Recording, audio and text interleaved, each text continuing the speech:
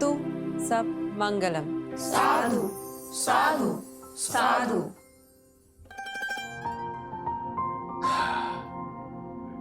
Mummy एक minute वेदी। अभय, हाँ अभी। वो अंदर से ले आना। हाँ अभी लेके आते। विजय जी। मम्मी सुनिए ना। अरे वेदी एक मिनट बेटा, मम्मी आज आपसे शुरू करते हैं। आपका दिन कैसा रहा? आज का दिन हमारा काफी बढ़िया गया। रोज कई सारे क्लाइंट्स आ रहे हैं विजिट के लिए।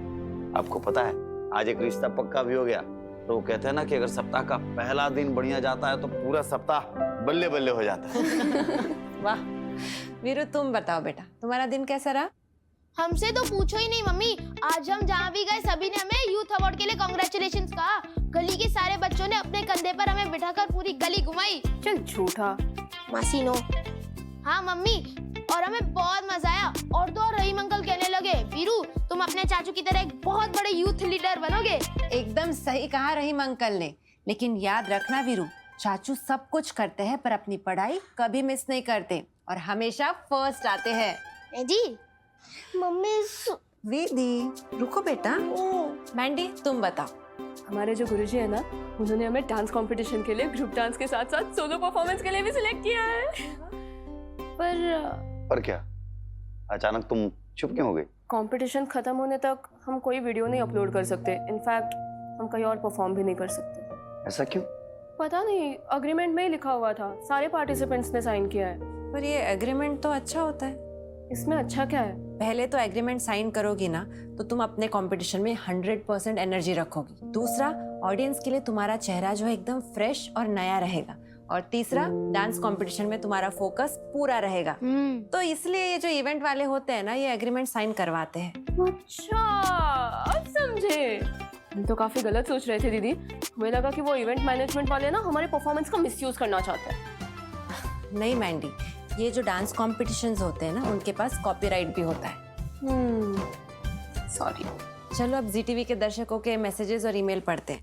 मम्मी सुनिए ना, अगर आपको हमसे बात नहीं करनी है तो हमें बता दीजिए। और आपने हमसे पूछा भी नहीं कि हमारा दिन कैसा गया। नहीं नहीं, आज हमारी प्रिंसेस से कोई कुछ नहीं पूछेगा, बल्कि उसके सक्सेस का केक काटा जाएगा। हमारी सक्सेस? कौन सी सक्सेस? वही सक्सेस जो तुम्हें लग रहा था कि हम में से किसी को भी याद नहीं। मतलब ये कि हमारी वेदी रानी का जो फर्स्ट गार्डनिंग वीडियो है, उस पर 24 घंटे के अंदर 3000 व्यूज और 100 से भी अधिक कमेंट्स आए हैं। तो केक कटिंग तो बनता है ना। मतलब आप सब जानते थे? केवल भाभी ही नहीं, हर हाइनेस, हम सब जानते थे। मतलब आप सब मिलकर हमें परेशान कर रहे थे? अरे नहीं वेदी, तुम ही परेशान हो। आज जो हमें आपके बहुत सारे मैसेजेस और ईमेल्स मिले हैं, उनमें से अधिकांश दर्शकों ने वीरू की सक्सेस और वेदी के गार्डनिंग वीडियोस की तारीफें लिखी है। आप सभी को वेदी और वीरू की तरफ से कोटि कोटि धन्यवाद। तो आज का पहला ईमेल पढ़ते हैं।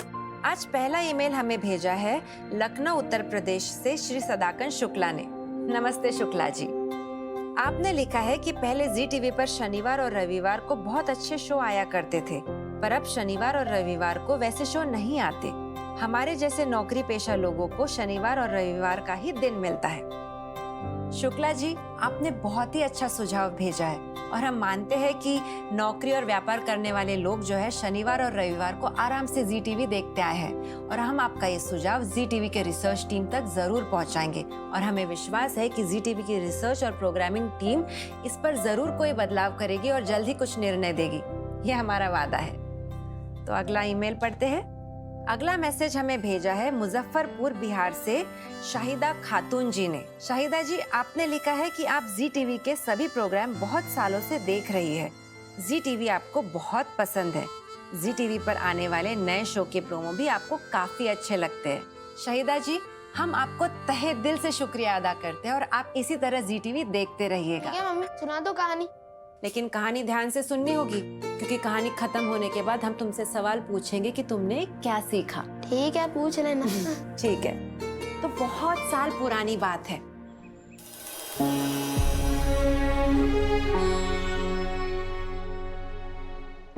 एक बहुत बड़े गुरुजी थे।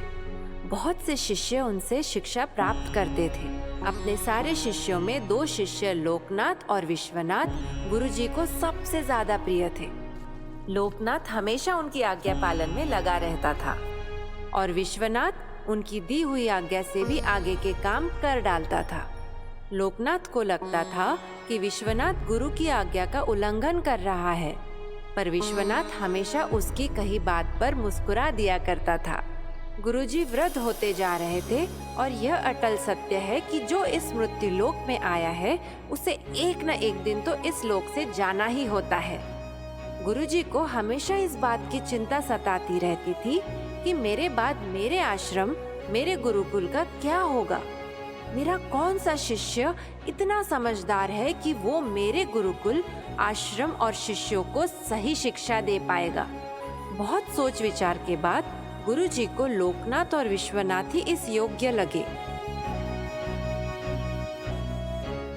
पर अभी यही दुविधा थी कि इन दोनों में कौन। आखिर गुरुजी ने दोनों की परीक्षा लेने का निश्चय किया। गुरुजी ने एक दिन दोनों को अपने पास बुलाया और उनसे कहा, लोकनाथ, विश्वनाथ, मैं एक छोटी सी यात्रा पर जा रहा हूँ।